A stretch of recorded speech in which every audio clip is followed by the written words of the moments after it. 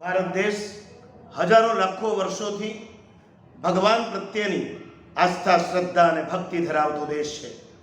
આ દેશમાં હજારો લાખો ભક્તોની સવાર ભગવાનના દર્શનથી પડે છે અને હજારો લાખો ભક્તોની સાંજ મંદિરમાં આરતીના ઘંટારોથી થાય છે. એ દેશમાં કોઈ મંદિર પર થયેલો કુઠારાઘાત એ માત્ર મંદિર ઉપરનો કુઠારાઘાત નથી, હજારો ભક્તોના હૃદયમાં રહેલી પરમાત્માની ભક્તિ, શ્રદ્ધા અને આસ્થા ઉપરના વજ્રાઘાત સમાન છે. દિગંબર જૈન મંદિર, એના ઉપર થયેલો પ્રહાર એ હજારો લાખો જૈનોની કુમળી શ્રદ્ધા ઉપરનો પ્રહાર છે. પ્રત્યેક જૈનોને મારી વિનંતી છે, અંદરના મતભેદોને ભૂલીને ચાહે શ્વેતાંબર, ચાહે દિગંબર, ચાહે સ્થાનકવાસી, ચાહે તેરાપંથી, અરે ચાહે તપાગજ, ખરતરગજ, અંચલગજ, પાયચનગજ કે એક તીથી, બે તીથી, ત્રણ થોઈ, ચાર થોઈના ભેદભાવોને ભૂલીને આવતીકાલે સવારે આપણે સૌ રોડ પર એક થઈને આવીએ.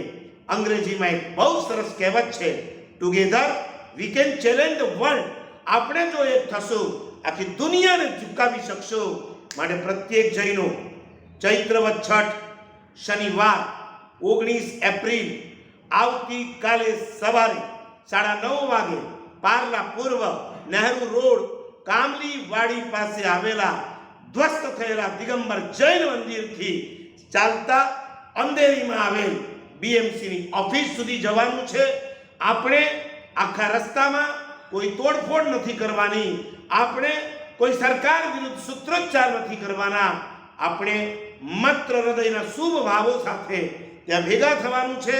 આપણી એકતાને પ્રદર્શિત કરવાની છે.